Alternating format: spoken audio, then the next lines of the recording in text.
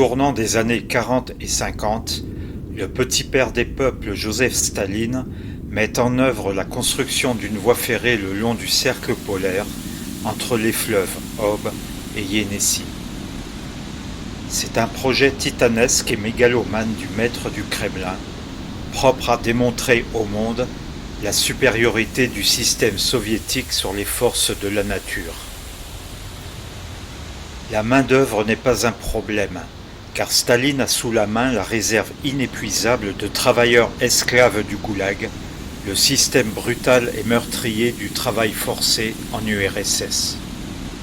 La construction proprement dite commence à l'été 1949 entre les villes d'Igarka et de Saliekard, distantes d'environ 1300 km.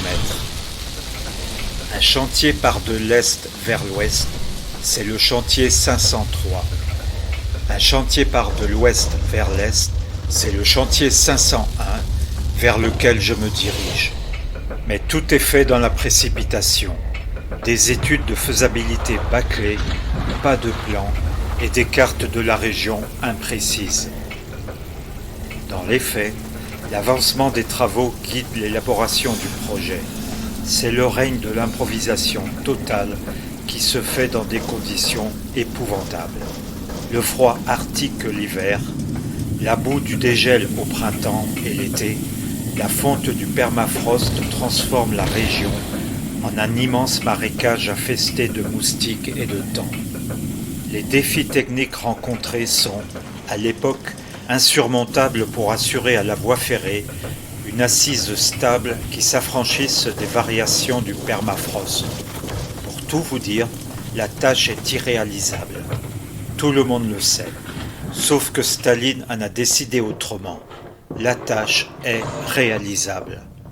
Sur les 350 km du chantier 501, 350 ponts sont construits, un pont tous les kilomètres. Des gares sont construites. Ici, on reconnaît la cheminée d'une forge. Là, une fosse d'inspection du matériel. Les rails ont été récupérés un peu partout. En Allemagne, en Iran, en URSS, bien sûr. Certains d'entre eux portent la mention du nom de Staline. On en rirait si ce n'était si tragique.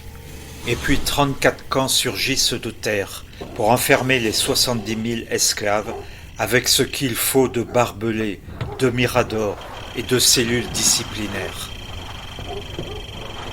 Mais tout arrive, et le 5 mars 1953, le tyran Staline décède.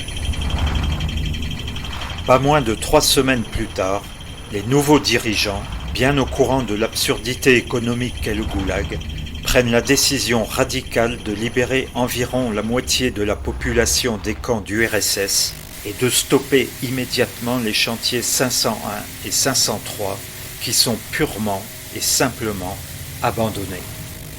Tout est laissé sur place. Le temps depuis a fait son œuvre, et les rails semblent aujourd'hui comme les bras d'immenses mobiles immobiles, inutiles.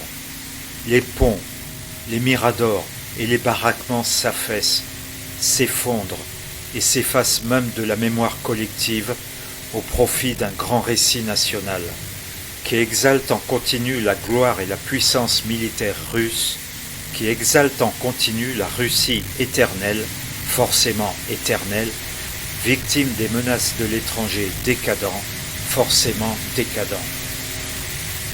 Dans ce contexte, il n'y a pas de chapitre dédié à l'horreur des camps staliniens. La vérité est manipulée pour donner une image positive du goulag, car, disent-ils, ce système a été le seul moyen de mettre en valeur les territoires hostiles de Sibérie. J'ai à plusieurs reprises entendu cette explication. Cette explication est fausse, car, dans exactement les mêmes conditions climatiques, l'Alaska a été mis en valeur par des hommes libres, bien sûr soumis aux règles du libéralisme le plus débridé, mais ils étaient libres. Ils sont tous venus librement en Alaska, et ils en sont tous repartis librement quand ils l'avaient décidé. Ça n'a jamais été le cas pour les victimes du goulag soviétique.